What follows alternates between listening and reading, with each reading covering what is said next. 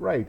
Good evening, everyone, and thanks for turning up for this evening's session. This is webinar 2, and I'd hope to do two things, but I can only do one because this one is heavy. The cognitive load theory is a heavy load, so I had to cut this down. Now, this is an important notice here because I've made a significant change to the instructions I gave you last time. I thought about it and decided. Do you see the bottom line there? I will discuss the changes with your respective HODs. So I'm going to take that responsibility away from you.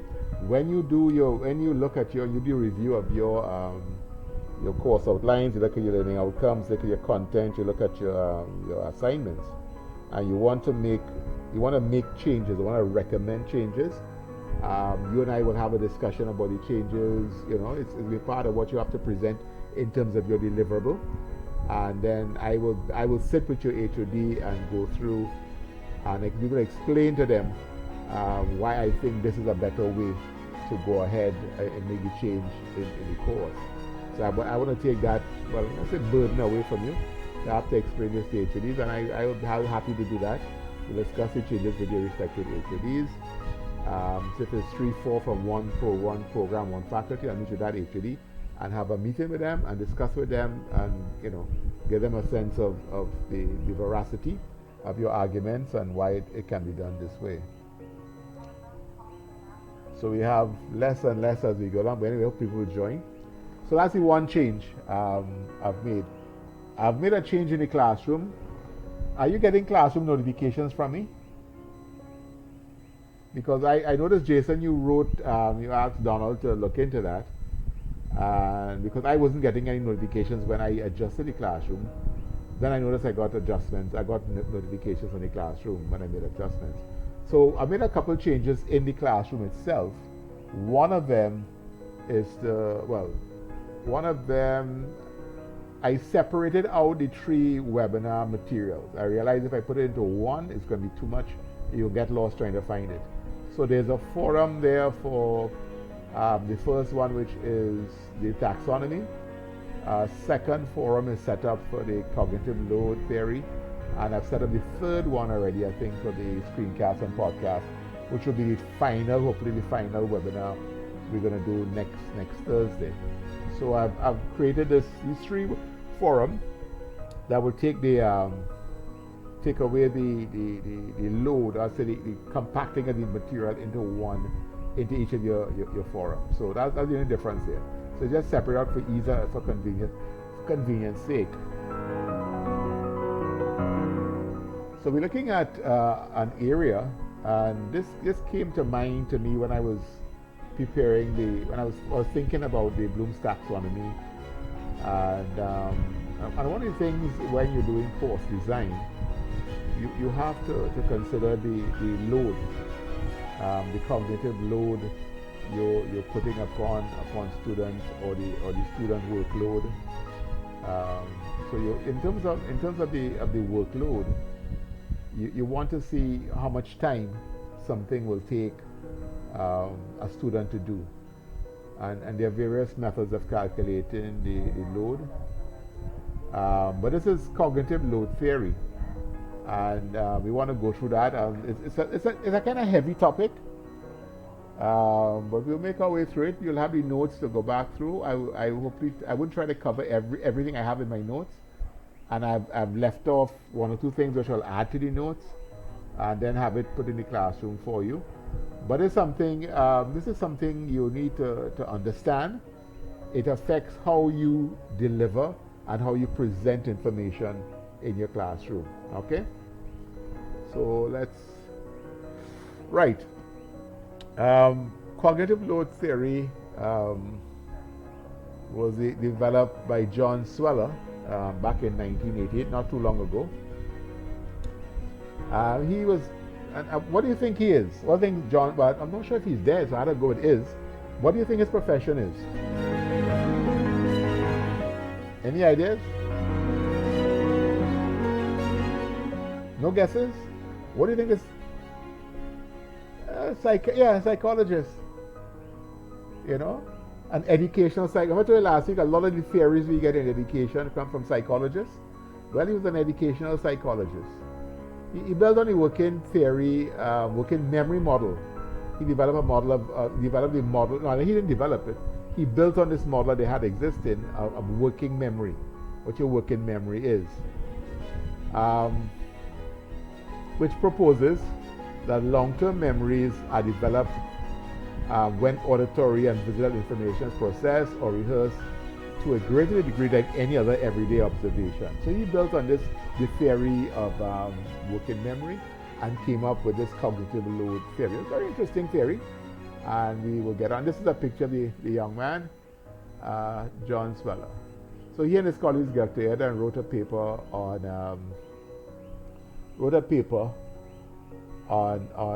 cognitive load theory. Now, working memory is responsible for the rapid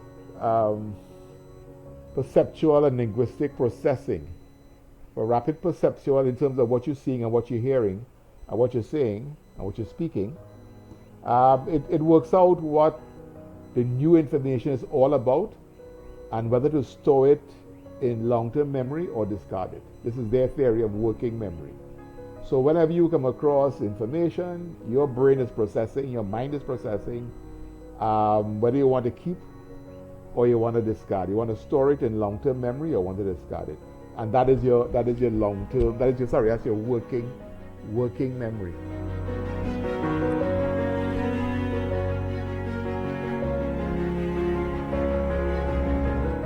Next we go to schemas. These are things you need to understand. When a student receives new information, apparently their brain or our brain gives a classification and stores the long-term memory. This classification is known as a schema.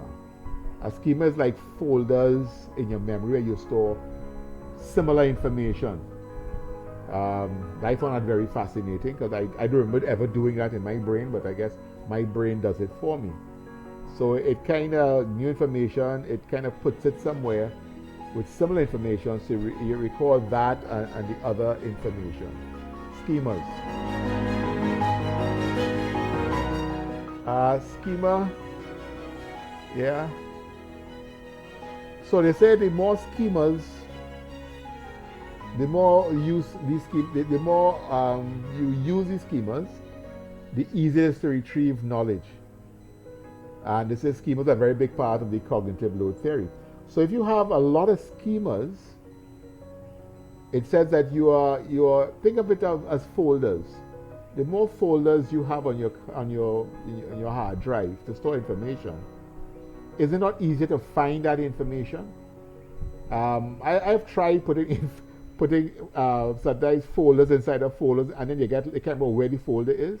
So the more individual folders you have, I think, on a hard drive, you can see the name of the folder and find the information faster.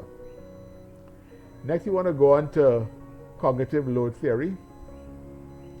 The cognitive load theory explains that working or short-term memory has limited capacity, which we all know is true, and that if you overload that working memory, it reduces the effectiveness of your teaching. So you're teaching your students, what you're saying to them is going into their working memory, and if you overload that working memory, it's going to reduce your effectiveness because they're not going to be able to handle the information. You are overloading it. Too much information. You call it sometimes.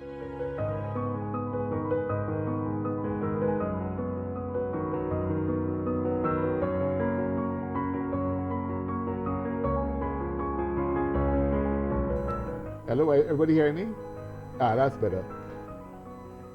I press the button by mistake. Yeah, we speak about information overload. That's when your brain can't handle anymore because you're overloading your working memory.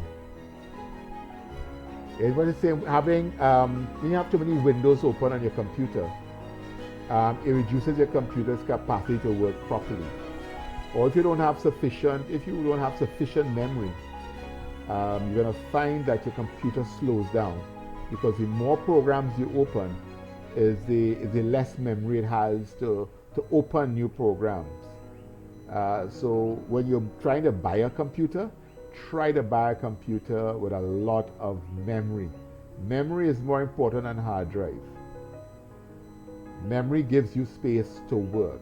Hard drive is space to store. And if you don't have enough hard drive space, there are external drives you can use. But there's no external memory. So just a clue, when you're looking to buy a computer, focus on the memory more than anything else. And the processor, of course, but plenty memory. So that is what the cognitive load theory is all about. Information goes in, information is stored, but if you overload the input, there's going to be a difficulty trying to store that information. They said a load can impede your students' ability to process new information and to create long-term memories. Now, learning is about creating long-term memories. That's the end result here. The end result for the student is to take the short-term working memory and convert it into long-term memories, and therefore they can recall that information later on.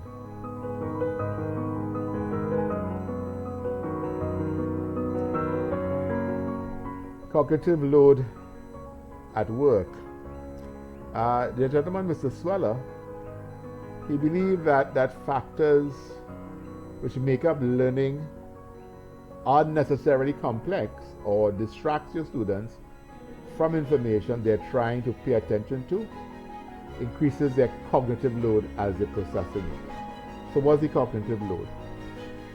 That is unnecessarily when you make learning so unnecessarily complex or it's distracting, your students have a harder time. It increases their cognitive load as they're trying to process. And what's it processing? Taking the information in your working memory and putting it into a schema in your long-term memory. Okay? And so if that process of learning is too complex or distracting, it makes it more difficult for the student in order to process the information. As a result, a higher cognitive load, a stimulus is more difficult to pay attention to rehearse, to remember, making learning less effective. So your goal is not to increase the cognitive load if you haven't gotten that as yet. Your goal as a teacher, your effectiveness of a teacher is enhanced when you reduce the cognitive load on your students during your teaching. So this has a lot to do with your teaching.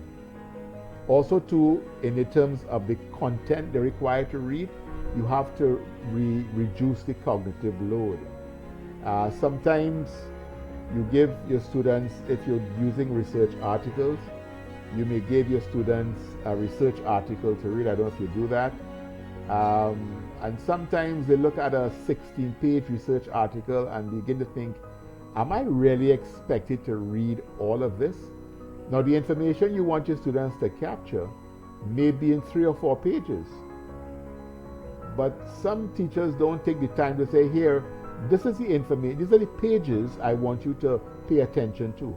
Or if you have textbooks and you have chapters and you're using a textbook as a reference and you want them to read something in a textbook or in a PDF, you may want to highlight the pages that are significant for their understanding. Unnecessarily complex increases the cognitive load, therefore makes your teaching less effective because it makes processing information that much more difficult for your students. And what is the processing you want? You want your students to receive the information, put it in a schema, and be able to put it in a schema and store in their long-term memory so they can recall it later on. Cognitive load is typically increased when unnecessary demands are imposed on a learner. Agreed.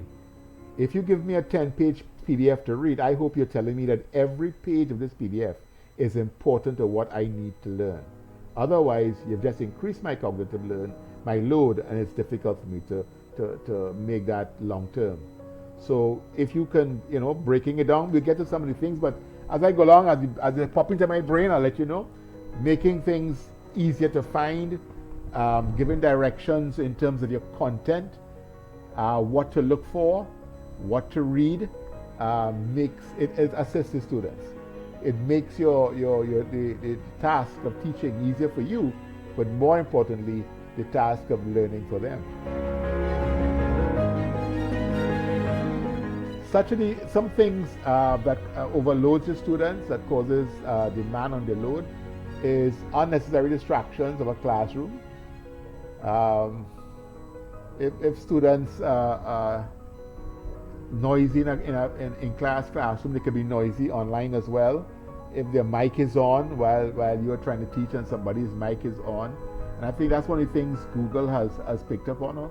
And they have made it possible for teachers to turn off the microphones, to mute the microphones of the students, because students have on a mic and they walk away to go to wherever in the house, and the distractions, the noise level and so on. Also distracting can be your background noise.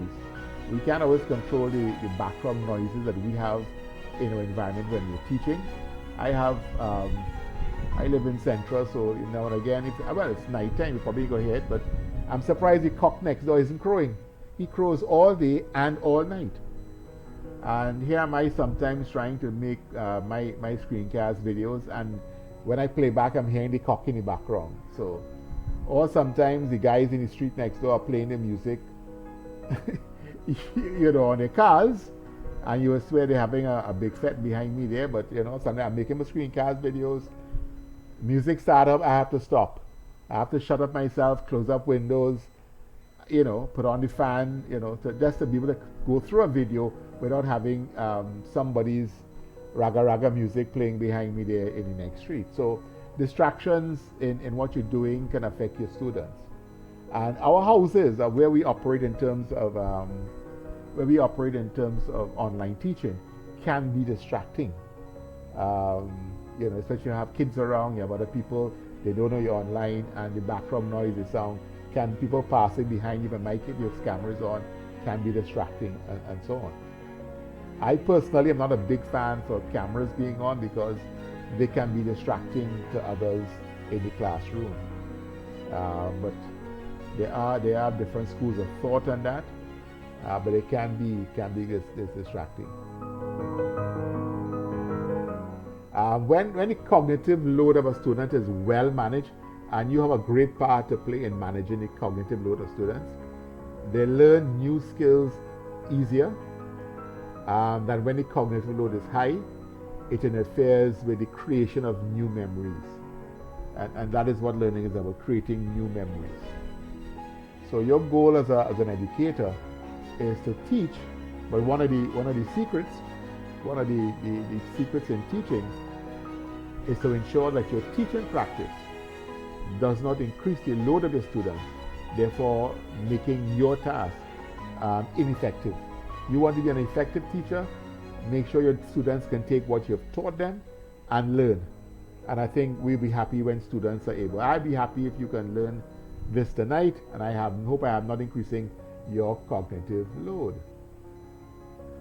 When we grapple with the principles of the cognitive load theory, we can optimize the way we present new ideas. I mean, I don't know if it's a new idea to you, but if this is a new idea, I hope I'm presenting it in a way that it makes it easier for you to understand. Now, there are three types of cognitive load. There's intrinsic, extraneous, and germane. Okay? Three types: intrinsic cognitive load, extraneous cognitive load, and germane cognitive load. Let's have a look at intrinsic cognitive load. A content that is large, heavy, or dense. So intrinsic cognitive load sounds good to you or bad? It is described as content that is large, heavy, or dense. That sounds like a good thing or a bad thing? Not a good thing at all. Well, it depends. Heavy, large, dense, well, to each his own, but yeah, content that is large, heavy, or dense, intrinsic. It means that the complexity of the new information is causing a problem. It's loading the students or overloading the cognitive ability of the student. So the understanding of intrinsic concept, and this is Sweller talking here, I'm just echoing his thoughts here, Mr. Sweller. Intrinsic cognitive load involves the difficulties inherent in the information itself. Some subject areas are more difficult to grasp than others, and I agree with that.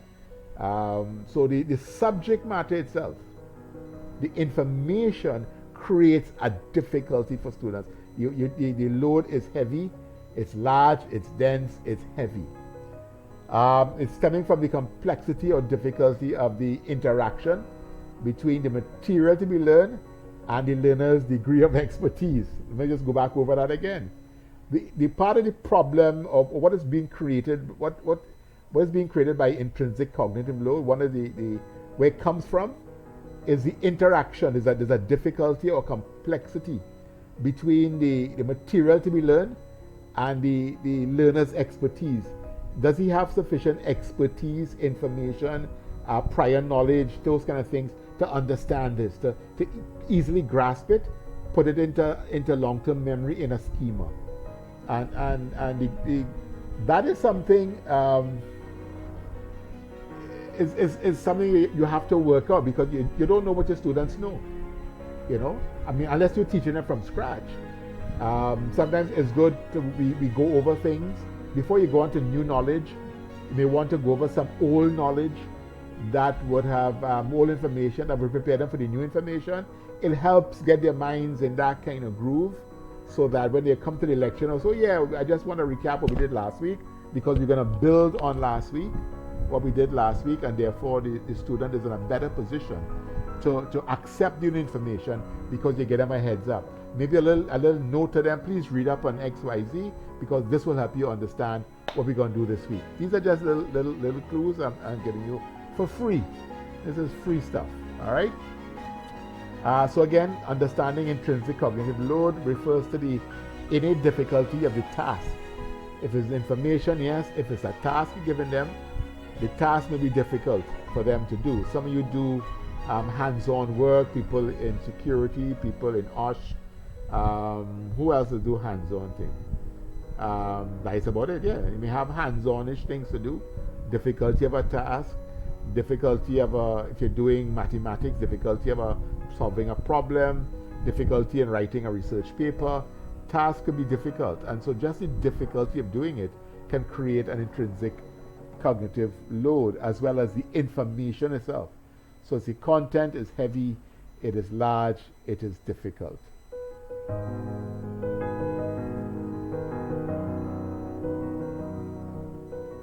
Cueva says that it's heavy, extensive, and dense. They said the integral feature of subject matter, the course content itself, is complex, heavy, extensive, dense. That's Cuevas in 21. Remember last week we were speaking about Bloom's taxonomy, and I said one of the things you have to be careful about in your taxonomy, because remember the taxonomy goes from lower order thinking to high order thinking. So one of the things you want to be cognizant of in your content is to scaffold your content in such a way that it takes students from a simple understanding to the more complex understanding. So you want to make sure that in the same way you're supposed to, your learning objectives are supposed to go from low order to high order, see that your content flows in that kind of way. If you want them to read something first, put it in your instructions. I want you to read your content in this order.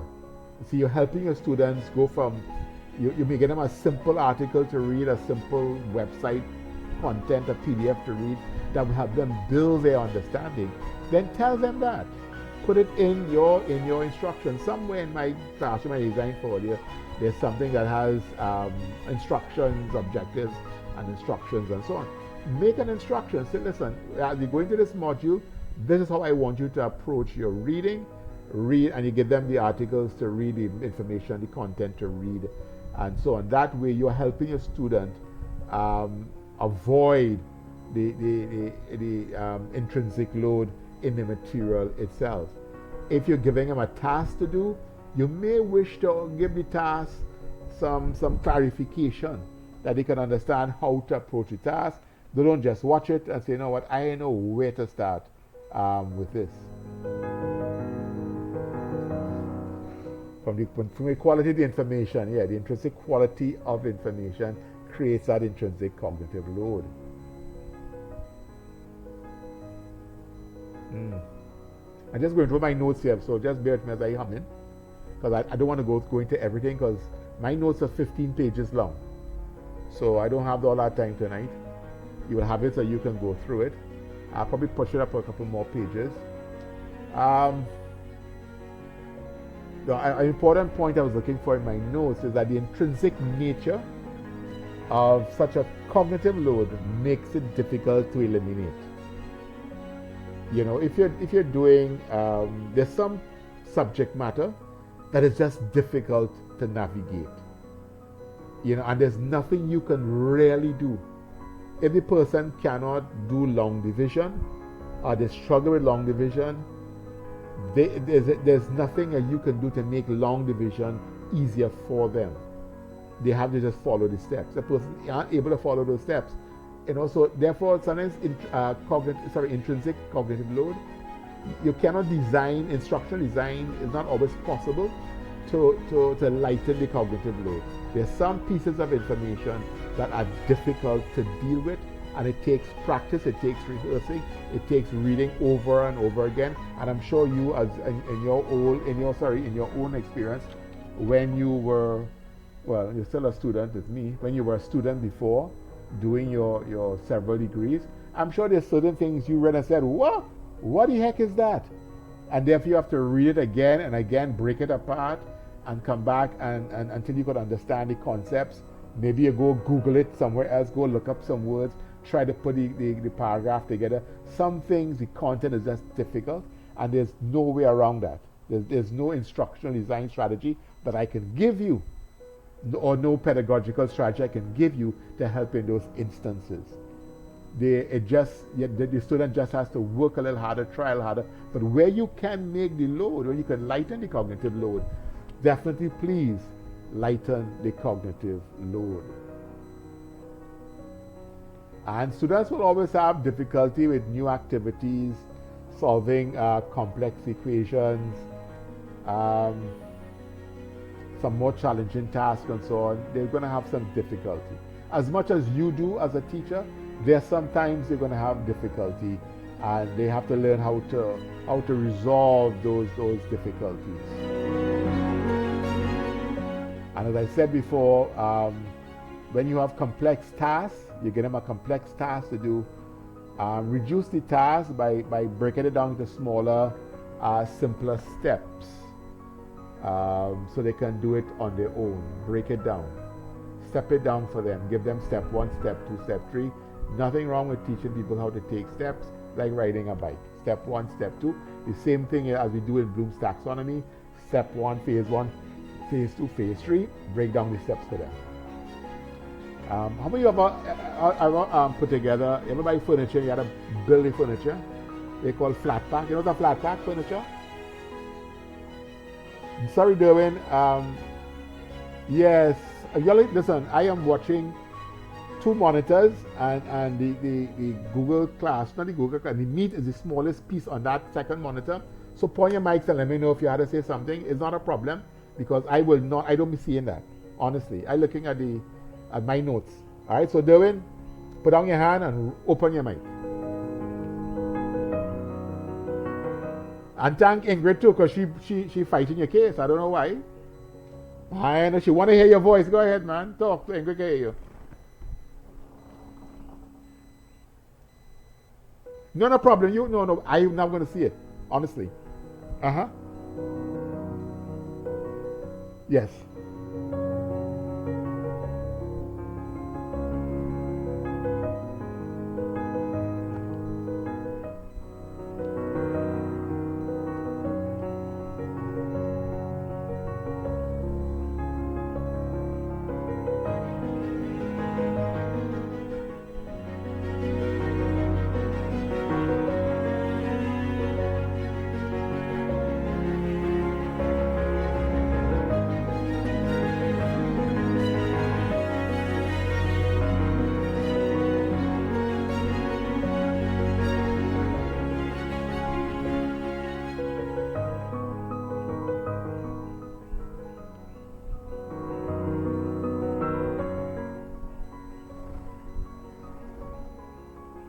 Yeah. That is true. You have to supplement the material you're using. And if it's an equation or mathematical computation that they have to do, maybe you can help by giving them some samples to look at, giving them some equations to work out on their own, a worked example. When we spoke about worked examples, I think last week, give them worked examples so they can see how to work, practice it. So when they come to do a more complex task, they know the simple steps. So yeah, that's great. That's great. By the way, I asked you all to have a look at the videos in the thing I put in there, so it will help all your anybody look at the sorry, yeah. Anybody, I want to know who look at the videos. I put on cognitive load. You looked at some? No, I mine all. I don't. I put a lot. I mean, I the man is overloaded with work. So I give plenty of resources. But I prefer you complain I get too much resources than I get enough resources. You know how that does go in government. You want all the resources. So great. I wanted you to look at the videos. So when I'm talking, you are ready with me. Because I hear Derwin talking about German study. I said, Derwin, I didn't know this from before, or he looked at a video and he picked up on the thing. Yeah, that's great. Derwin, you knew this before, you pick up on the video.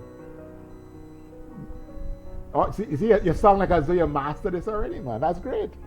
That's why I put the videos there. I mean, that you can have a look at it, and maybe some you can give your students some. Make sure they have videos that can help them.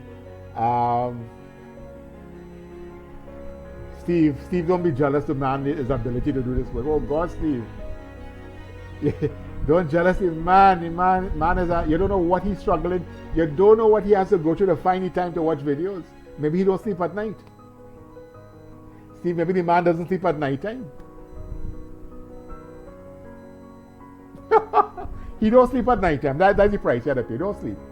So maybe you can as well, when you're in your topics, do some searching on YouTube for videos that will help students understand the topic. A 3-minute video really gets your students in their frame of mind before they read the task. And I always have to have videos. Okay? But you're going to make some just now. Watch and see. You're going to make videos on your own. Watch and see. I promise you that. I promise you. All right? I asked a question about flat pack. You ever know that flat pack? You know flat pack furniture? Oh, you're buying furniture? Oh, Steve boy, we're jealous. You and me jealous now? Flat pack furniture is when you get furniture in a box. And it's flat because you see, the long time furniture they get built by joiners, and it would travel in a truck from the joiner shop to the store. You know, the store, there was Singer in them days. Who was to sell furniture back in my time? They had the store standard, and the people said, so the furniture used to be big. So the furniture would go from the store to your house already assembled. But what has happened now, because a lot of the furniture is coming out of the east. When I say the east, I mean Arima. I mean the east of the world, eastern countries and so on, out of China and India and these other places, Sri Lanka. The shipping, it was getting difficult to ship furniture whole. So the manufacturers come up with a way to put furniture in a box. And so everything is called, and the boxes are fairly flat, so you call them flat pack. So this flat pack furniture, you go to courts and buy a table. I mean, I buy a table from Moses and them a day, and they come in a box. So sometimes you have the tool and you put your table together, you put your bench together, put your bed together, and all the instructions. Yeah. So flat pack furniture is you're thinking about intrinsic. One of the ways is that flat pack furniture gives you directions. It gives you the screws. It gives you the screwdrivers, or the hex, or wherever you have to use. So it gives you. It makes sure that it don't give you a large diagram. You know, just one big diagram of the finished bed. I remember putting together a 4-poster bed. It wasn't a large diagram. It had diagram by diagram by diagram, giving you the step by step to take the task to build your furniture. You may.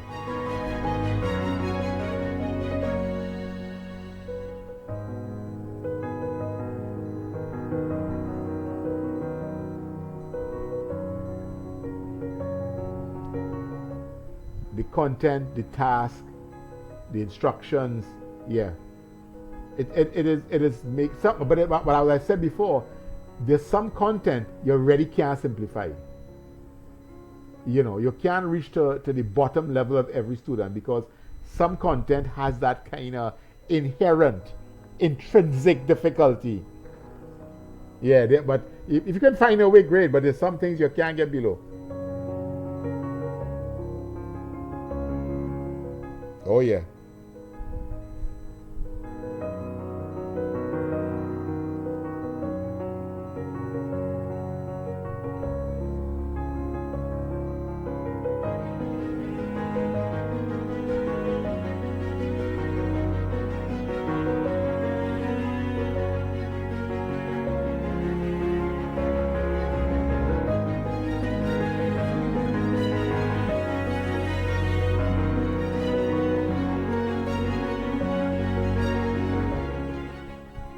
You mean your course outline or your topic outline? When you say outline, the course outline. The course outline is I'm not sure if you design the course. The course outline follows the course, and the course outline will be set at a undergraduate level. But you have people in your class who are not up to the undergraduate standard. Am I correct? And therefore they butt upon information in your course that is a little bit difficult for them. What you as a lecturer now needs to find a way using your content, using videos, using little tasks, using glossary of terms, whatever it takes to help students cope with the content that they have to deal with, because you are seeking long-term, they're developing schemas. Yeah, you want them, you're in the business of having your student develop schemas. So you have to find a way to navigate the difficulty as best you can. Because as Sweller says, there's some content you cannot design around. You cannot get around some of the difficulty. But you try not to add. You try not to leave something that can be broken down. Don't leave it intact. Don't give them one big picture of a four-poster bed when you can give them 5 or 6 photographs showing the different components of the four-poster bed, so they understand how to put the bed together. Making sense, Steve? Did that answer your question?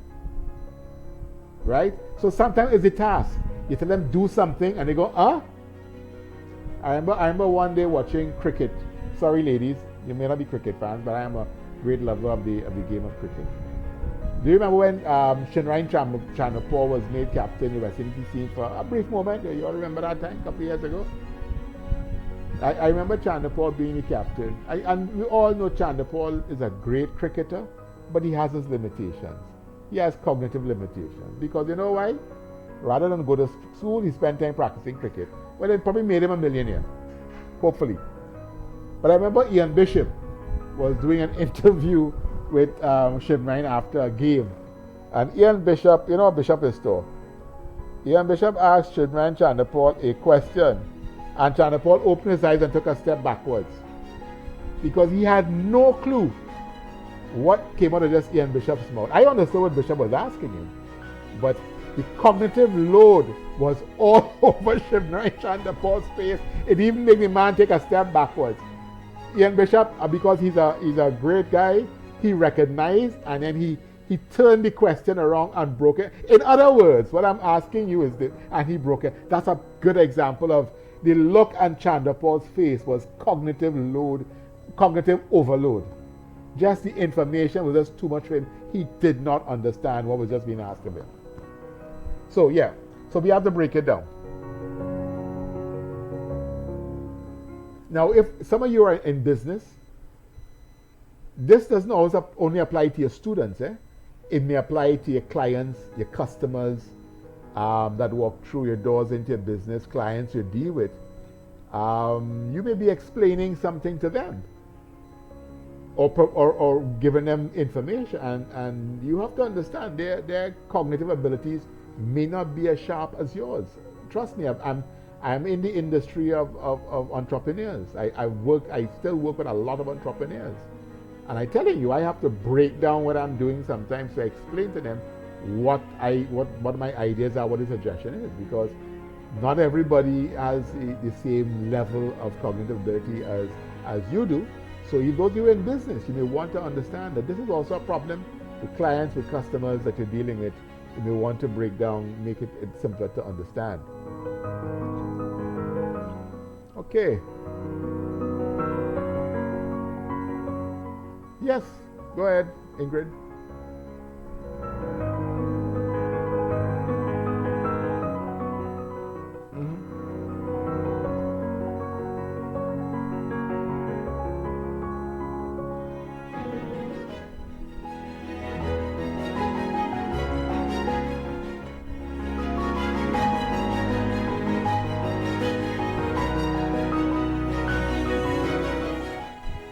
That's an excellent question, Ingrid. Thank you for that question, because that was crossed. Even while speaking it was crossed my mind. How do we avoid getting those? Maybe we have to identify, put a circle in and say, hey guys, if you're having difficulty with step 2, check this here. Check step 1 is broken down here for you. So those who don't have a problem with step 2 or step 3 can skip the explanation for step 1. Yeah?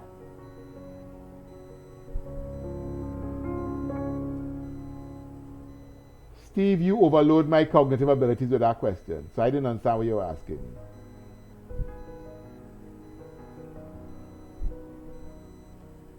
But explain it. Explain it to your class. Say, listen, you see this material here? For those of you who are having challenges with doing this task, here is it simplified here for you. If you don't have a challenge, you don't bother check this. This to help those who are having a problem. And the people having a problem will clap you and cheer you on. I'm saying, do not be afraid to tell your students, listen, some of you are going to have problems with this, so I've given you some extra information to help those who have problems with this. And everybody is happy. You think? No response? You're not happy with that explanation I gave you? Yeah, make it aware that this is for those who need help. You know?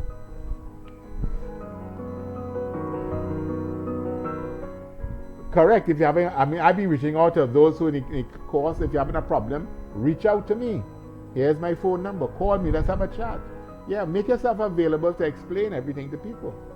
So yeah, you're gonna have people with challenges, yes, but you can dumb down certain aspects of the course. But you're doing that to help those, but you have to still keep it at the level the others will not feel as though this is really dumbed down for me. I can skip these steps. You have to make them feel they can skip these steps and move on. So, sorry, go ahead, Teresa.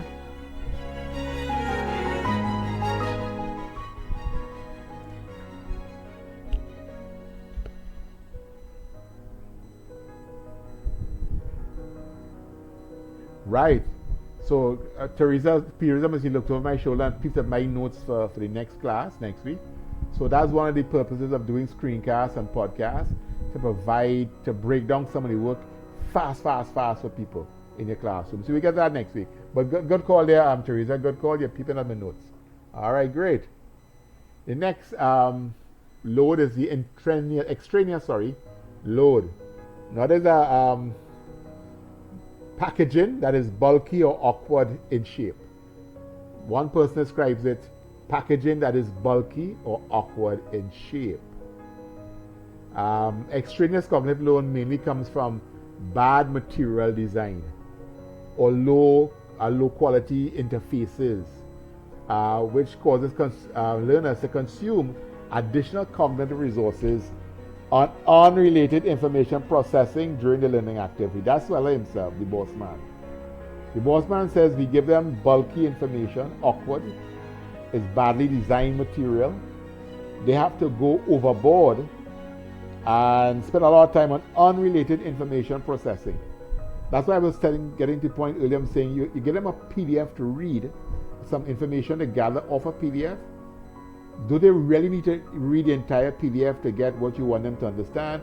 Or could you identify the sections of the PDF, the pages that contain the most germane information, that you lighten the extraneous, unnecessary. You look at your screen, you see unnecessary instructional design. Yeah. So you're giving them things that are unnecessary in your course construction. You get them a whole book to read when they just need one chapter. So you need to package your material well. Your packaging is bulky, it's awkward. Package the information in such a way you do not overwork the student in trying to process the information. More unrelated information. That's what Sweller came up with when he describes it. This is where you have a lot of control. Your content, how you deliver that content, how you shape that content, how you circle the content. You have a lot of control in terms of the cognitive load of your student. This is the most control you have, because now you are giving them material. You're providing them with the information they need. Therefore, you can shape that information, package it in such a way that they really understand. Okay? Extraneous cognitive load is produced by the demands imposed on learners by the lecturers, or the instructions that they're asked to follow. Try to make instructions simple. Try to make them step 1, step 2, step 3. Try as best as possible to avoid paragraph instructions, ABCD instructions. It makes it simpler for the student to follow instructions. Your content, as I said, give guidance on your content. Read. This is the order of the readings. This will help you understand the module. Read in this order. These are the paragraphs I want you to read. So you give some structure. You can control that. Yes, Lindsay.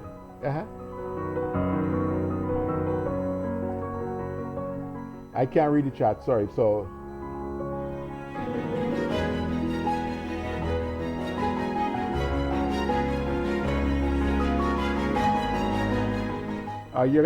break that down for me. That kind of high for me. You're only in high school and in low school. Give me that one again.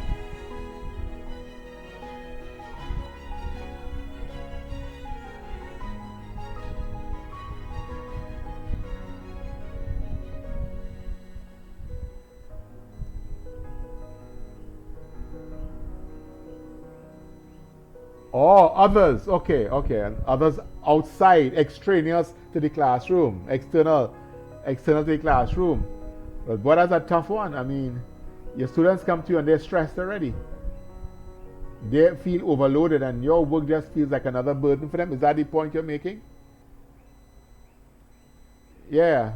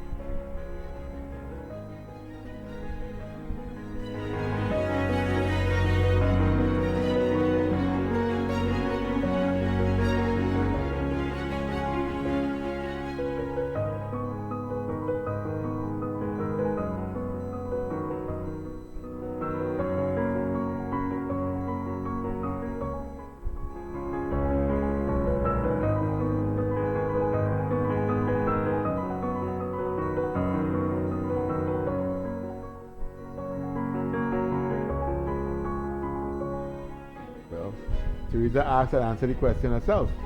But yeah, it's going to happen in higher education. It happens, I guess, right through. You have some courses that are more difficult, more challenging. And as a result, students come to your class and they are tired, they are weary. They're working on assignment and they have one due for you. As lecturers, you have you have a lot of control over that in terms of your assignment deadlines and so on, how you may want to flex that. If this is a regular thing within your faculty, maybe that is cause for discussion in the faculty. If they're crossing faculty, it's a more difficult discussion to have. But if in among your faculty, in your program, They have this kind of difficulty. Maybe there's a conversation you and the other lecturers can have to see how best, because if especially courses are traditionally, let's say, done in the same semester, so you're going to have this kind of clash of difficult courses that they say, maybe that needs to be addressed. Do we need to have these two difficult courses in the same semester? Is it absolutely necessary? Because they may be heavy. I mean, some, as you said, the intrinsic load is sometimes because there's no way around it. These are heavy courses. They are necessary courses for this subject matter. But do they have to come in the same in the same semester? And that's a discussion. That's the kind of discussion you need to have in your faculty meetings to see how best to make the student improve the student's ability to learn. Yeah, and sometimes I've been in school where your lecturers flex the deadlines because they say, ma'am or sir, we have so much work to do right now, and a week will help them. A week can hurt you, but a week will help them feel as though, yeah, I can manage, because we even got adult learners, and you cannot come to higher education and not understand that you're dealing with working people. Adult learning is a different animal altogether, and therefore you have to be very flexible, because the easiest thing for an adult learner to do is to give up. It really doesn't. It isn't like secondary school where you have a parent on your back. Adult learners that can give up. They can walk away and say, let me try something else, because they're not understanding my situation. They're not understanding the difficulties I'm encountering.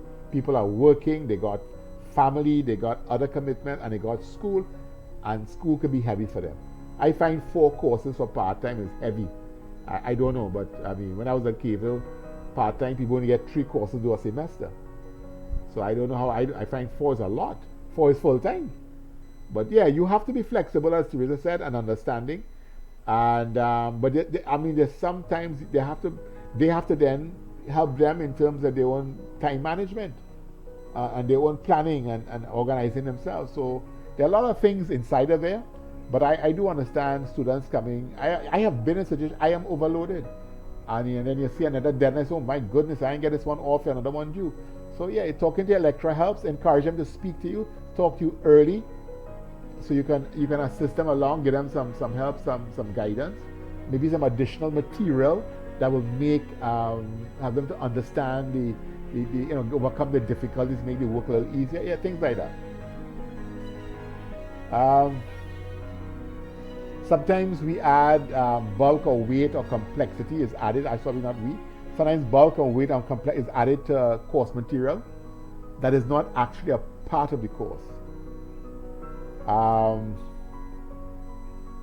They may have complex, confusing explanations of a simple activity.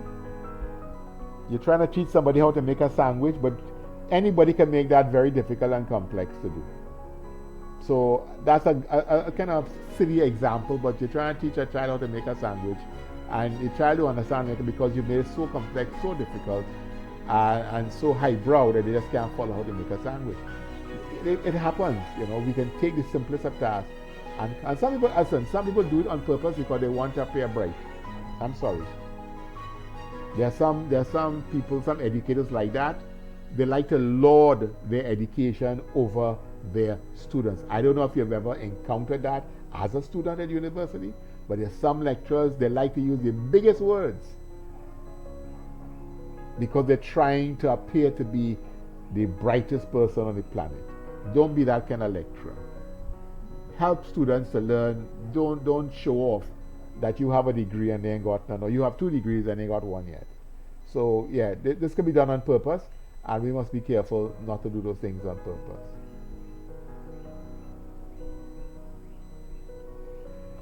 This kind of cognitive load, the extraneous cognitive load, is caused by things that are extraneous to the learning task. Anything that is extraneous, outside, unnecessary to the learning task, makes your teaching method ineffective. It increases your ineffective teaching methods. So you end up misdirecting your students with distracting information. That's why, and giving them maybe tasks they have to do more complex than need to be. So you have control. Here is the control you have.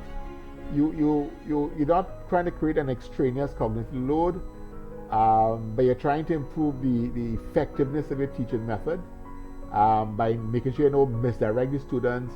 You don't get them information that is distracting. You don't make the task more complex than it needs to be in order to learn. So you got to help the students learn by making sure you make a very good footpath for them to follow. Make a path and the students will follow your path.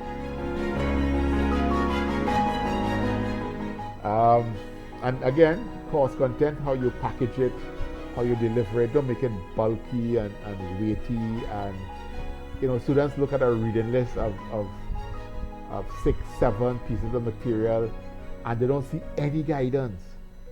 I have to read all of this and not some of this, every page of this. Try to give them some guidance in how to approach a reading. Sometimes the entire article is necessary to be read, but other times where it's not necessary, maybe that article may not be necessary. Maybe the first article covers it well enough that you don't need to get them a second article on the subject matter. So you have to be looking and reviewing and doing an assessment in your classroom as to how best to make the load, how best to remove the extraneous load from the students.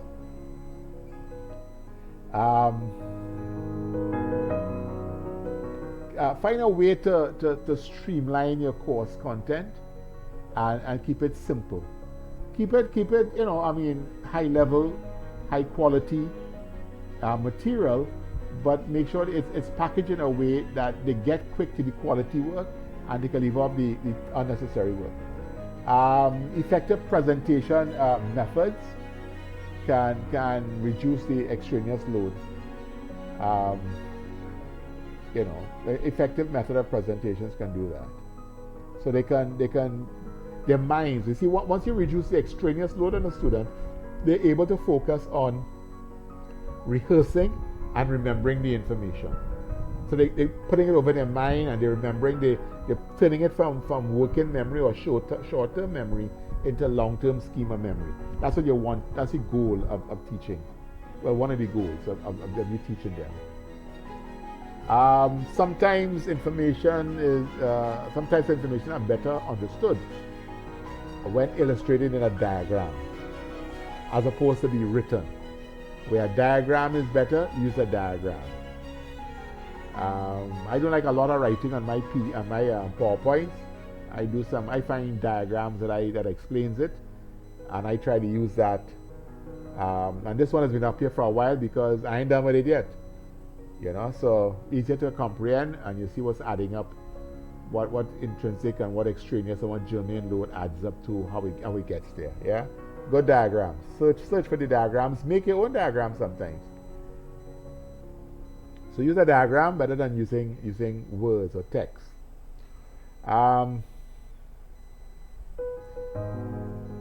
Some things are better demonstrated visually.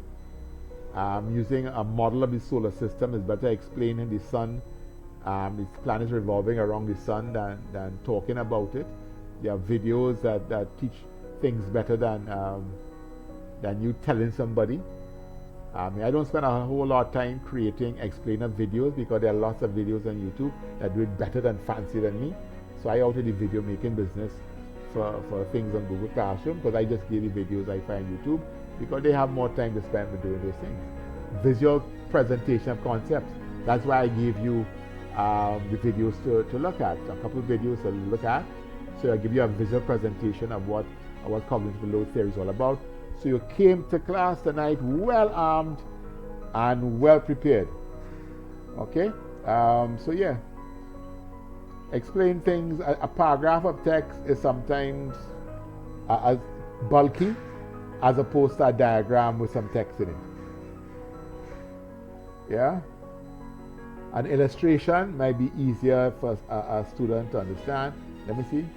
Here's an illustration here. This is easier to understand than a couple paragraphs. Complexity of the information simplified. distracts working memory from processing information, reduce. And you have germane, right? So this diagram here gives you a quick, this list of the things here. This gives you another look at cognitive load, intrinsic, complexity information, linking, germane, linking new information, extraneous, unnecessary. Yeah, so this is what we're talking about. Things like that help students. And they have that in their material, in their notes. They can look at that and they can remember, I remember what my lecturer said, what they said on this. Okay? So we go on to germane, the germane load now. I have another diagram here. Where's germane? Germane somewhere in here. Right. The working memory does. We have the cognitive loads. And we have germane in the middle here. Yeah, this has a wrench, this has a plus sign, and this has a megaphone. I'm not sure why. But anyhow, germane cognitive load can be seen as the processing. So we had the packaging. What was the other one? We had packaging. What was the first one, people? We had packaging. We had content. First one, intrinsic, was content that is large, heavy, and dense. We had extraneous. Packaging was bulky or awkward in shape. And we have now germane, processing that is lazy, ineffective, or absent. The germane cognitive load is caused by, let me go back up here and see. Now let's leave it on this one for time being. I'll come down after. Germane cognitive load is caused by material design that assists learners to build a knowledge base, including things such as repetition, organization, comparison, induction, among others to help memorization. So the germane cognitive load is based on instruction designs aligned to difficulty, to task difficulty. It creates effective schema construction. Effective learning is the end result. These have bad results, these have a very good result. So you're establishing the germane load, you're assisting the germane load, and they're building knowledge, they're getting effective schema construction. You remember what schema is? Remember what schema is? What I say schema was like? Folders, yes, mental files, folders on your hard drive. We have a folder for everything you have to remember. So you build those schemas, they are folders constructed, they're solid, they can reach into the schema and get something. Yeah, great. So the germane cognitive load helps with construction of schemata of learning objects. It consumes a lot of personal cognitive resources. It is effective for learning unless the total cognitive load exceeds the working memory. So you got to be careful again that you don't exceed the working memory with the building of germane learning, germane load. All right? This is Sweller again, our boy Mr. Sweller, or Dr. Sweller. I know you're a doctor, perhaps. Germane cognitive load is produced by the construction of schemas and is considered to be desirable, and it assists in learning new skills and other information. So you want to build the germane load. Yeah, the germane load leads to effective learning. But you must have the proper tools to build the germane.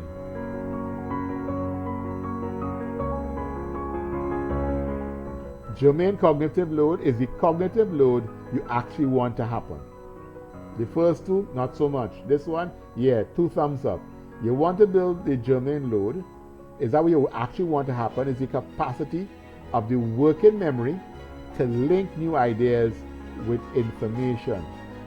Linking new ideas, reprocessing new information by organizing, integrating, connecting it with existing knowledge. Linking. Capacity of the working memory to link new ideas with information in the long-term memory. So they keep adding to the schema, they keep adding to that file, the learning stuff that is bringing that understanding of project management fuller and fuller and fuller in their brain. You're building more information into them. It's the aha, as you mentioned, Derwin, the aha moment when the light bulb goes up in their head and the student finally gets it. You've seen that on their face, right? They actually said it in some cases. Yes, I get it. I finally get it. You know? You know, they finally get it. I remember that happened to me. I was kind of embarrassed by it, but it was funny too. I was in a meeting in Miami, representing the organization I represent, and we were working on some budgets. And they had a different way of doing budgets, because budgeting was based on average cost, and not fixed costs and something. So I can't believe the whole thing. And I had problems with my very straight line accounting. And I'm in a meeting, we have all the other accountants are there from the other sister organizations around North and Latin America. We all gathered in Miami for this meeting, this big budget meeting. And I am standing up there and we're working and we're trying to work, and I'm trying to figure out why it is my budget not balancing. You know, our custom budgets have to balance, accounting must balance. And I'm standing up there and I'm watching through the window. I can't remember we were in a hotel conference room, and I'm standing there watching through this window, trying for the life of me to figure out why it is at the end, and it's all on a computer, why the end I'm not getting this thing to balance. And then I went back through the whole process. I was processing how the budget is put together, and then I understood it was the averages causing problem. And I actually went out, I got it, and people started laughing at me, and they cheered. They say yes. But it was funny, but that's the aha. I mean, I was kind of low, but that was an aha moment when I finally got it. But I was able to connect what I was doing, trying to put away some of my more traditional accounting understanding, and I say yes, I got it. I got it. Yes, I got it. And that was great. That feeling, there's nothing like that, when you got it. You finally wrap your hands around something, you feel good about it. And that way I want your students to feel as they go through it, that at the end of the day, yes, they got it, they understand it, they cover it, they feel good about themselves. You build that kind of connection to learning when they feel positive about the work they're doing. If they're feeling negative, boy, they want to cut bait and run. They want to cut bait and run. And no more so than the fishermen in Trinidad and Tobago who fishing out in the sea, and they see the Venezuelans coming with the gunboats, they cut the lines and they're gone. Cut bait and run from them Venezuelan boats long time. Venezuelan Coast Guard. We hold schemas in our minds of everything, people, household objects, routines. We call script schemas for routines we do. So we go back to the memory of baking something, you go back to your schema, and you know how to bake, how to cook, how to do this, how to do that, You go back to your schema and them things. And so you want to build these schemas. You want to enhance the schema. You want that when they come, if you're the second part or the intermediate level of the course or the coursework, you have to build, you want to add to their learning. They must not leave your course still on the basic level when you're doing intermediate level teaching in the subject matter. So you're building that schema up so they're long-term. Every time they get to the advanced stage now, or they get into the job, they're able to apply because you have been such a great facilitator of their learning. There's an example I have here. It was very funny. They say the first time you experience something new, attending our first wedding, can be daunting as we do not have a schema that tells us what to expect. And so a germane cognitive load is produced as we observe and learn about the experience to help us anticipate and understand in the future. Good example. You go as a child to a wedding for the first time. You don't know what to expect, so you're watching everything in the wedding. You're watching him come down the aisle, you're watching who walking down the bride, you're observing as a child all the elements of a wedding ceremony. And they say you're actually building that kind of schema, that kind of germane load. So the next time you go to a wedding, you will say, you're going to anticipate that the bride going to come down the aisle and some man, probably the bride father, going to bring she down the aisle and drop her at the altar so to give the man over till they get married. So children, you build schema like that. And we do that as adults as well. As we do things, we build that schema and we add the knowledge. And so far we know how to use it into the future. And a note I have here, the more prior knowledge a student has, the more effective is the germane load, the more prior knowledge. That is why if over the years you're teaching, you've come to realize that students reach in your class, and though the course outline may not call for you to have certain pieces of information, You know, as a person running that course, that if I give these students this bit of information, this knowledge, this information, these videos, this content to read, it will help them build up their prior knowledge as they move into the heavier, meaty matters of the course. Then make sure you have that in there. You know, it's about ensuring that you solidify their prior knowledge. Not everybody leaves secondary school with great grades, eh? You know, you only know the long time or the colloquial saying or the mission or the vision. What was it called, boy? For Cipriani College? You know what people say about Cipriani and probably still do? It is the school of... You don't know? Good thing. Oh, I thought you would know.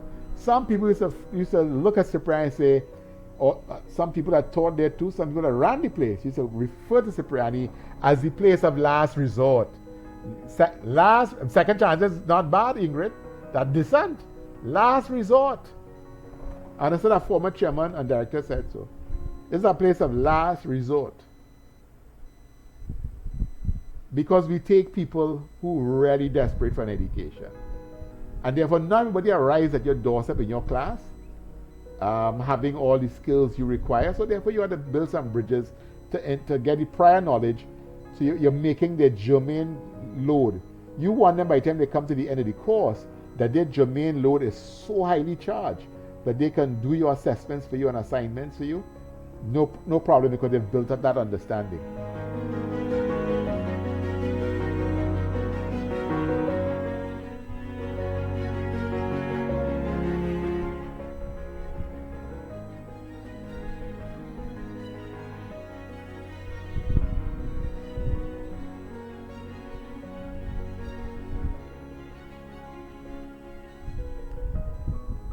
They're not concerned on building competencies. They don't realize that, when they're leaving the place, they have to be competent. Some of them just need the certificate indeed, you know. Because they're probably not going to get a job in their field in any event, but it's something they like and they do it just again so they could go apply for a job and say they got a bachelor's or associates.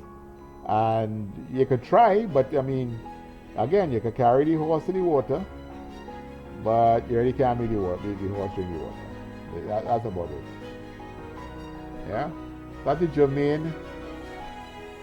Part of helping the germane to develop the germane and germane schemata is teaching them the prerequisite skills if necessary. If you think it's lacking, spend a little time shoring up the skills. That will save you some time down in the course. But again, you see, your experience tells you that. If you're teaching a course for the first time, you would learn that maybe as you get into the first couple of weeks that he's trying to understand how to do this, and I got to teach them how to do this. But as you get experience in the course, you know that you have to spend some time working on the prerequisites. If there's a course before yours that the prerequisites are already part of that course, maybe they're not doing well, and maybe again, if they within your faculty, a conversation to say, you know what, I have people coming out of course 1 into course 2, but they're lacking the prerequisites, and maybe we need to make sure of the prerequisites down in course 1, but when they come to course 2, we're still not in course 1 work. You know, I remember last week I said to you, I was surprised my daughter went into Harrison's College. They said me the first year they go over the common entrance work. I was shocked. They spent a whole year going over the common entrance work in Form 1 at one of the best colleges on that island. But I was shocked. I said, what? That's all they do? Common entrance work for a whole year? What slackness is this? But again, they're making sure that the prerequisites are there. They didn't have any control over what they did at common entrance. And you know when the common entrance structured, you could get lucky and pass there for college. You could get lucky. You could take the right questions, you could guess the right answers, and you could get lucky. So they were making sure that the prerequisites were on point because they're going back over to make sure you understand the way things work around here. Yeah? So you want them to undertake, when you teach them, make sure they're sure in the prerequisite skills. You want them to undertake more complex tasks and have them construct new schemas that strengthens their working memory. Yeah, so you all this is necessary again to make sure the construction of new schemas, and that strengthens their workings. When they got to recall something, they know exactly which schema to go to and pull out the information. I make a couple of notes here to help them with prerequisites and other building the germane schema. Design non-graded tasks. Non-graded tasks, you can make it optional for those who need help. You may make it mandatory. I don't know how you want to do it. But design some non-graded tasks that your students can sink their teeth into, and it would help build some of those necessary skills before they get later down in the semester and have to dive into the more complex issues. I spoke last week of providing success criteria. Did I mention that last week? Yeah? Success criteria? I think so, yeah? Showing examples, samples, working, what did I call it? Anyway, producing working exam. Sorry? Worked examples, worked examples are great. Sample of the work, yeah? Some textbooks, we don't have textbooks no more. When you go online, textbooks come a very strange thing. You don't have textbooks for online, that, it's a strange thing, but not strange, but because you're trying to cut that cost out. But yeah, some of the other textbooks, a lot of the accounting textbooks have work. I tell my students, go through the worked examples. Don't just look at it, go through. You pick up the question and go step by step. And they're hard ears, they don't listen, they don't listen to you. Go through, I say, look at the example. Every chapter in that book has an example. Go through it. So you get them the success criteria. Say, listen, this is what the project plan should look like. Here's a sample of the project plan. When I ask you to do a project plan, this is what I want it to look like. So you put that in the classroom, in the forum there, here's a sample. And I have a space for this kind of success criteria and so on, examples. Here's an example of a project plan. Here's an example of whatever you're doing. So when I ask you to do this task, you could look at this and see what is required, all these sections required. So because you don't really want them going and finding some other way of doing it that doesn't meet your standards. Yeah, so tell them this is exactly what I wanted you to produce for me. Providing examples, and I always recommend self-assess MCQs. For those of you who have more heavier content type questions, bill out when you have time off, bill out some MCQs that covers, and you can give them a self-assess MCQ in almost every module where you get them a chance to assess, do I understand all the concepts? It takes a while, I don't expect you to sit down one afternoon and do all, but you start, as you do a semester, you could do 2 or 3 modules of MCQs, and you build it out to the point where over a 2-year period, you have MCQs, self-assessed MCQs for all your modules, so students can test their knowledge. And if you can't get it right, you got to go back and read the areas they got wrong. Maybe you got to go and check them areas again, and that kind of self-assessment is the kind of asynchronous activity that really helps your students.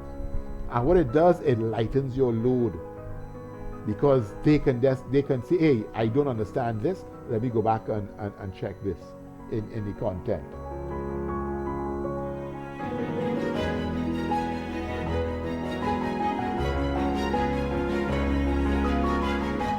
And when you build this germane cognitive load, you are already preparing them to understand and to learn more difficult information. That's what you get them ready for. You're moving them up the ladder all the time. Like Bloom's low order to high order, you're building the germane cognitive load.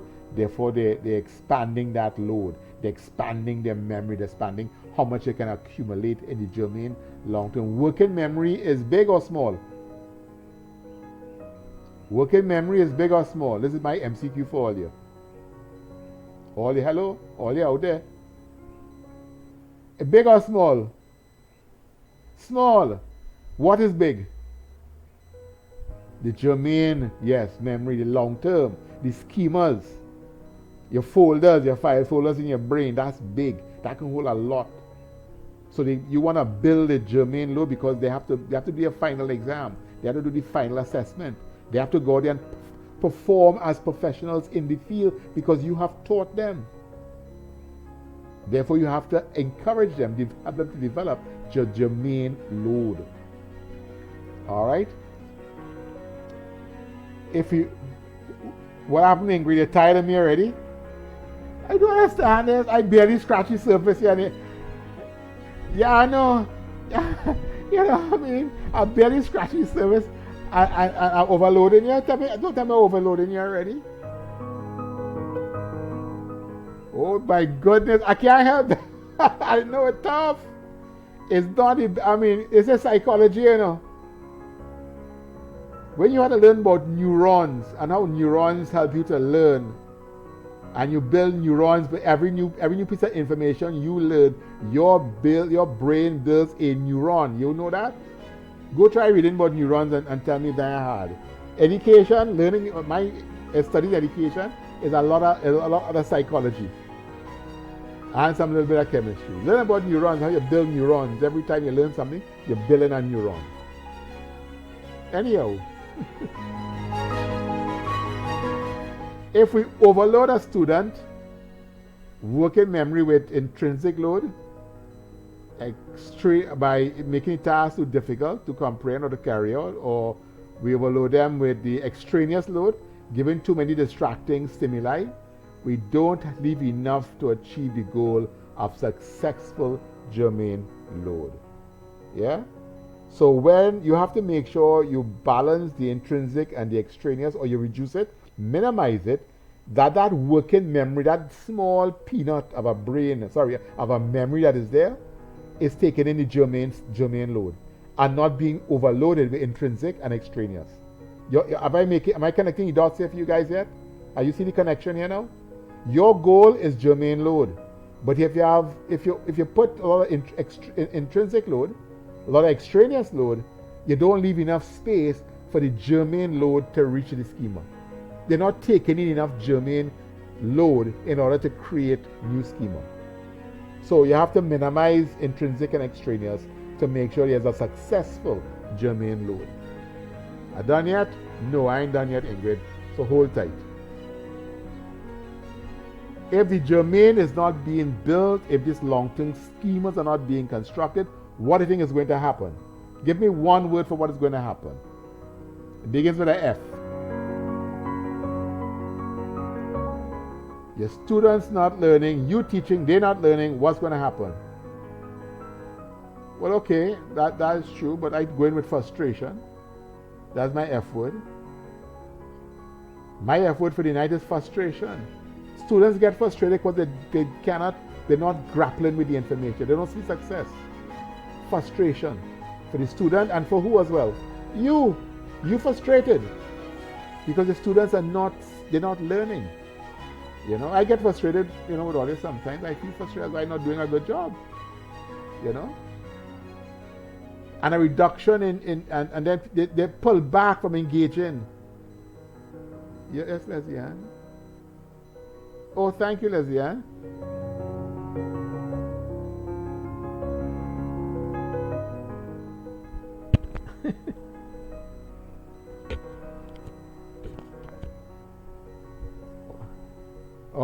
Okay. Well, that is why I give you videos and I give you my notes, and you have this recording so you can, I try to make it, I give you the steps to go back and to build your load. Yeah? So you get frustrated and the student disengages. Sometimes Chandel, your problem, your extraneous load is the cake you had to bake for your wedding so I could get peace. That is all you have to worry about. That is the only extraneous load you have. I don't know why. Do not poke the bear. That's the only you got to worry about. A black cake get made for me. That is all. And you good. Can be chocolate but put rum. It must have rum in the cake, otherwise it ain't cake. Even the kiss cake you buy, put rum in it. Anyhow, let me get back to the work here. Don't distract me, please. This is extraneous to what I'm doing here right now. All right? Thank you. But the cake is intrinsic to what I need. All right, let's get back here. Frustration builds, the student disengages, or there's a reduction in engagement in future tasks. And thank you, Leslie Ann, for supporting my rum motion. Students, they cry out for help. They say, I just can't get this in my brain. My brain can't handle this. This won't stick in my head. This thing not sticking in my head. And it happens to all of us. The best of us, something does not stick until we find a way to go back to pre-knowledge, go back to pre-skills, and build the schema necessary for us to understand the more complex issues. So again, Bloom is incorrect. Bloom is very correct. Benjamin is very correct. Benji is saying if you want to teach people, you got to start them at the lowest level of remember and build them to create. Yeah, you have to build them in that sense until it sticks. Now I want to make a recommendation to you. I'm going to put it in bold here. A very bold recommendation. That is, lecturers, that you analyze the intrinsic and the extraneous loads that you created for your students. Analyze your courses. You're done doing the analysis for your taxonomy and your learning objectives and your content. You have to add this in that kind of analysis as well. I recommend as lecturers you analyze the intrinsic and the extraneous loads. The bad loads, they say you have bad cholesterol and good cholesterol. This is bad cholesterol. You create it for your students. And the second step, after you've done an analysis, then perhaps make the adjustments, preferably pre-semester.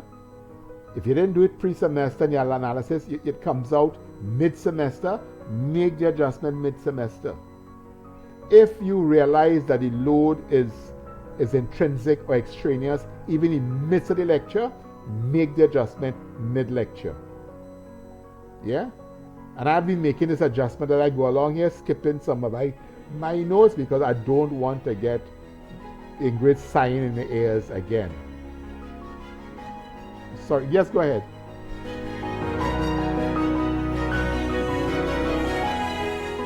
On the faces, yes. Body language, yeah, they're twisting around. And some of them troops in. So when they troops in, they're online, you can't even say mic on like yours. Ian, go ahead.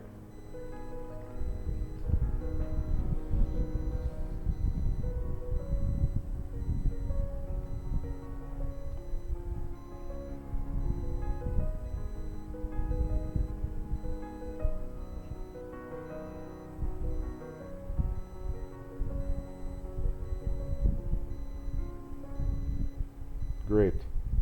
Also, I want to go back to my self-assessed MCQs. You can do a pre-test in your courses where you assess them on what they already know about the subject matter. They recommend you can do a pre-test and then have them come at the end or before a module begins, do a pre-test on the content to be covered. What do you know about this? And then they can do a little quick thing afterward to say what they learned in it. So you would know if they're learning. They have this kind of, you do like exit polls and that kind of stuff. But yeah, but a good MCQ that you can see the results of each of your students will tell you if this person learning. Because they're not challenged by the fact on challenge the right word, boy. They're not timid because they're not being graded for it. You're telling, listen, I want them this evening do this thing and let me see the results, and they can go at it and keep going and it helps them to learn. Yeah, you're right, Ingrid. We lost the body. I remember making that point back in July of 2020, but I did my first training with the lecturers at Cipriani, that the online environment removes body language. You cannot read a body language anymore. And that is a problem in the online environment. The microphone sometimes gives you a little signal, but yeah, when you get a capture a hot mic, you get an idea what they're thinking. You need to develop activities which encourage a germane cognitive learn, building, linking ideas, linking old ideas to new ideas, creating that bridge for them to understand. Yeah, developing those kind of activities. I say activities because I've always had a section in the classroom that says learning activities. So you can develop learning activities, not designed to grade or evaluate them, but to help them learn concepts, learning activities. So there, when you have some equation they got to do in your project management you mentioned before, well, get them some things to go on, some sample of those kind of equations and skills to develop in your learning activities. You want to facilitate, you want to better facilitate long-term knowledge and skill acquisition. That is what you want them to leave with. Long-term knowledge, not short-term, long-term. And you want them to develop the skills to go into the workplace and say, hey, I come from Cipriani College, I could do this. Yeah, my teachers teach me how to do this.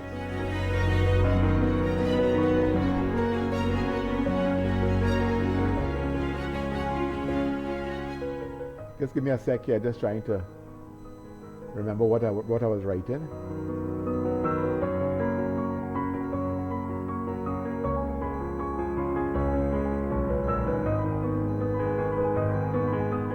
Oh yeah, I'm saying, I was making here, you do this in your lectures as well, as you're teaching. You're applying CLT in your lecture presentation. You want to convey the ideas. You want to provide sometimes easy to understand explanations. I try my best to explain things and keep things very simple because I want you to understand. Removing superfluous details, things that are not important. The details, superfluous details. You want to you could reduce extraneous cognitive load and make your presentations more memorable to your learners or listeners. In webinar 3, which is next week, and that will be the final webinar in our webinar series, that's when your teams take over. If you haven't taken over as yet, your teams will take over and you all start a little private work. Well, I want to be involved in every team, so don't leave me out. Just send me an invite and a reminder to join your session. I want to come and listen. I want to be of assistance to you. I want to help with you with your work. So we want to discuss your course outline. We can have a look at it, put up on your screen, that kind of stuff. We can discuss it. We can help each other figure out how the best way to do this. And that's what we're looking for. So webinar 3 will help with presentations and so on. So we'll be looking at screencast videos, which include the preparation of slide, the creation of a slide presentation. So that's the final webinar in the series. So this whole learning transfer workshop was about transforming your curriculum and transforming your content. Yeah, curriculum development and content creation. So we are affecting both. We are affecting the curriculum because that's what you're concerned with. You're concerned with curriculum, how well you develop your curriculum, how well you express your curriculum, how well your students understand the curriculum, how well you present the curriculum to students, and how well you assess them. So we're working in all these areas. So that's what this whole series is about, and we have the final one next week. What do I have here? Yeah. All right.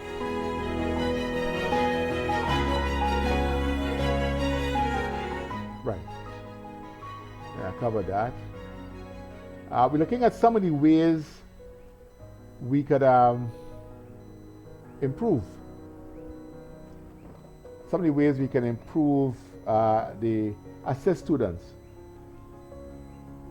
to reduce cognitive load. Worked examples, as I mentioned before, and Sweller again, our boy, Mr. Sweller, Dr. Sweller, he emphasized using worked examples to show learners how to carry out new tasks. So it's like a step-by-step demonstration of the process, reduces single actions, reducing the intrinsic load resulting from more complex tasks. So we all did a little mathematics in school. We went to university, social sciences. You must do some algebra and them kind of things, and statistics. So you learn how to do this kind of stuff. So this thing nice and big on the screen, boy. Ooh. Reduce this work examples, reduce cognitive load, because students don't have to answer, to focus on finding the correct answer. Yeah, you take the pressure off of them. You know, work. You don't have to have that. They can learn. So they're using the work example to create that germane load, because they're teaching them how to do it. So yeah, they say, okay, yeah, you know, like you go and you see the wedding and say, oh yeah, a man brings a woman in white down and drop her at the end of by the minister, and then he goes and sit down, another man takes. So yeah, so you're building that long-term schema in the brain. Learners are able to focus instead on building schemas of knowledge on how to solve types of problems. Yeah. You want to use it when you want to build knowledge from low base. Yeah. Work examples from low to high base. Yeah. Use instead of having students figure out what they have to do for themselves. Clearly explain your thinking as you provide work examples. Make the steps required to solve problems explicit. Yeah, great advice here on this. See this here? Look how much you've learned on one little diagram. You learn what? Six things. You learn on one little diagram. And you can build your own diagrams. You can build your own diagrams. Type in whatever you want, icons, and you have a host of things coming up. You can use a word cloud generator and do some word clouds for them, so students can look at the word cloud and help them, build that germane load. Yeah, take away the intrinsic by using a word cloud. All the associative words in that topic, in that module, can be in a word cloud. And they can see the connection, they can see the dots, they have this word connects with this. And it will bring a trigger in the memory. They help them to build some schemas. Another way is integration. How you help students integration. According to the working memory model, auditory data is processed separately to visual information. I didn't know that. What you hear is processed differently to what you see. It's called a phonological loop. A phonological loop handles speech and other sounds, while a distinct visuospatial sketchpad, my goodness, I'm going to bite my tongue.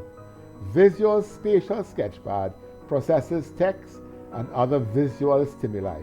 That was Bradley and Hutch in 1974. So auditory and visual processed separately.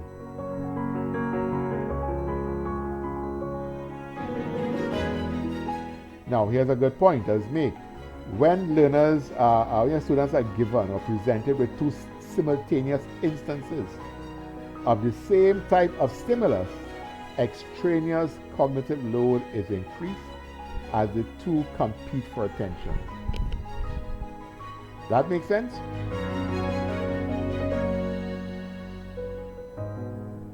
Here's an example. See if this makes sense. This example makes sense to you. When two people are trying to explain something to you at the same time, the increased cognitive load prevents you from focusing on both explanations, and you might only pick up on fragments of what each person is saying. True or lie? A lie. I thought a lie. Yeah. So that's when you have two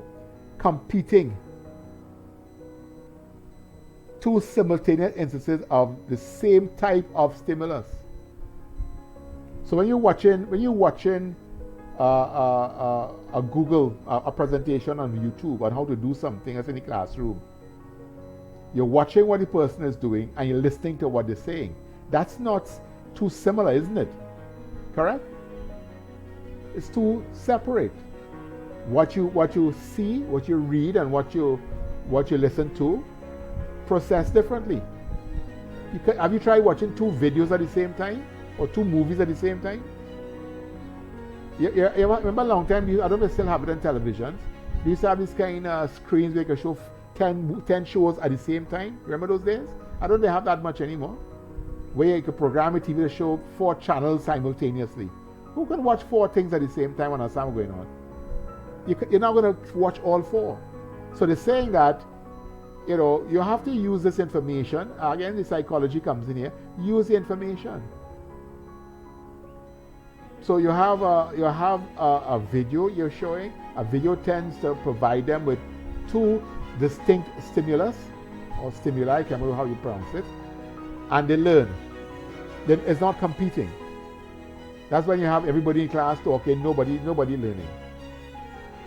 Another example, a diagram printed in a book is labeled with different numbers, and each number is explained in paragraphs printed on the opposite page. You ever have a diagram like that? You have a diagram and they have numbers in the diagram, and you have to turn the page to see what the numbers represent. You ever buy some piece of equipment and they have numbers next to every part of the equipment, and you have to go down below and find the number of that part and see what that part is? You ever come across that in directions? Oh my goodness, that is really horrible. The need to cross-reference each number across two different visual stimuli increases the cognitive load experienced by the learner and hinders their efforts to understand the information. I think I have an example of that somewhere. That's integration. Here's an example. But this is more integration, but it's what they're talking about. Here are the numbers on the diagram, and you have to go, where's number 2? There's number, yeah. This is an example they're talking about. Better you put the words on the diagram itself. So rather than have a globe and have numbers for the countries, you put the countries on the globe. All right, let me get back to where I was. Here I was.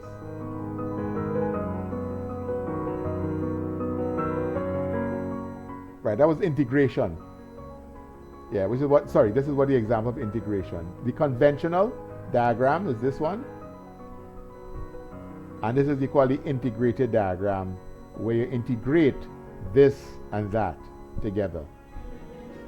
The diagram is integrated with the words. It helps if you have a diagram, don't put the shirt here and put the word shirt across here. Put everything in one. Right below it, it's called, I'm trying to remember the name, but anyway, I don't remember how you call that. I think it's called signaling, where you signal what something is by making sure you have the name below it.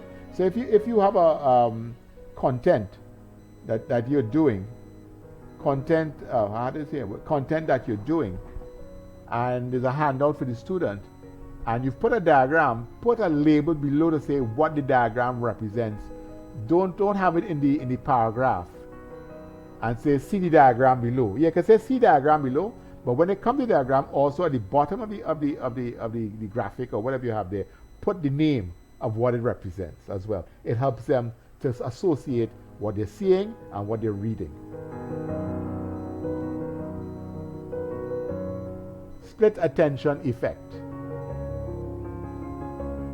The theory suggests that educators remove competing stimuli in order to avoid split attention effect. Make sense? Remove competing stimuli, so you don't have two people talking at the same time, because that's competing. You don't be showing a video and then somebody reading, that's competing.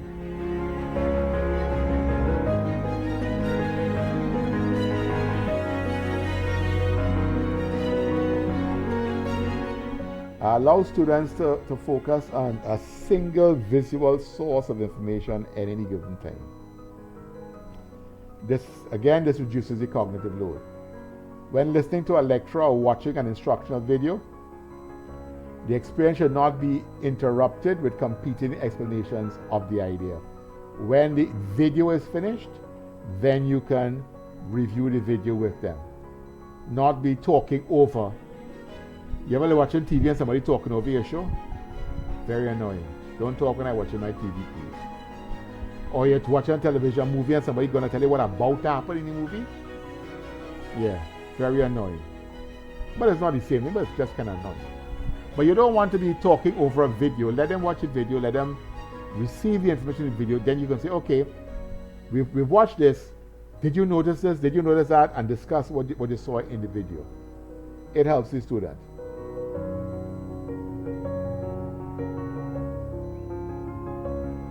All right, so if you have competing stimuli, merge them into one source. Don't have them competing. Paul Chandler and along with his partner John Sweller, they did a study on this, and they say the learning experience could be improved when competing stimuli were merged into one source of information. Very good idea.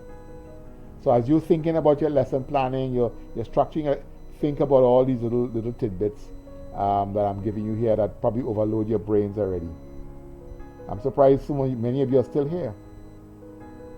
And this is the point I was making. By embedding a written explanation of a diagram within the illustration itself, researchers have found that learners could understand the information presented to them better than if the diagram and explanation were provided separately. This is Chandler and Sweller again. The point I'm making, if you're going to give a diagram, label the diagram. Put any information about the diagram on the diagram so they can see. Let's take a globe, for instance, a map of the world. Write the names of the countries, which you see in maps, on the map itself, so they can associate where Europe is and where Africa is, and there's Africa, and there's that, and you can take it. That's a good example of that. Have you ever come across the videos that said, just a little sidebar here, people, that says that the map that we're reading is a wrong map, that the countries are wrong size? You ever come across that on YouTube or TikTok or somewhere? I've been seeing a lot of that. I find very interesting.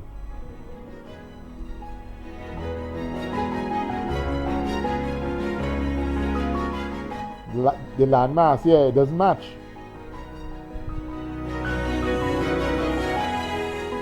Yeah, so they make Africa small and tiny compared to the other countries, yeah. All right, let me come off of this from Badley and Hitch. So we talk about video, right. We got to the last point here. Distractions.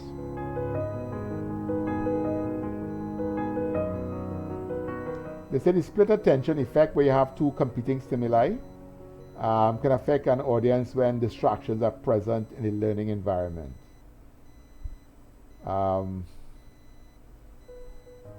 Yeah. Just as light from an audience member's phone can lead your attention away from the screen at a cinema, we are all prone to losing focus in a learning environment when distractions are involved.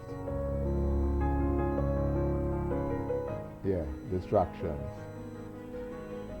So you have to look into your lesson, and you don't have a lot of that because you're not in person. But even in an online environment, you can be distracting with the sounds, the background sounds. Somebody distracting with their microphone, with their camera on, it's distracting to the others. So you have to making sure that your students are not distracting, and make sure you remove those distracting stimuli from your students. If you ever get back to blended, something you're probably doing blended because of what you're doing, giving a presentation. Standing next to a sign, let's say a poster, could be distracting for the students. And you have people where the class is noisy and people are already talking. If you have a discussion, an open mic discussion in your sessions, try to keep it in an orderly fashion, because again, you want people to learn from each other, and everybody talking to everybody, it impedes. It impedes the formation of new memories or new schema. So you want to minimize distractions. There's a nice little cloud here with a brain and distractions. Look at this very distracting classroom. Yeah? So you want to minimize distraction. Here's a few of the references we use to put this together. And thank you very much for your attention tonight. Oh, we have 6 minutes left. I mentioned at the beginning, let me pause the recording here. I don't want to record this.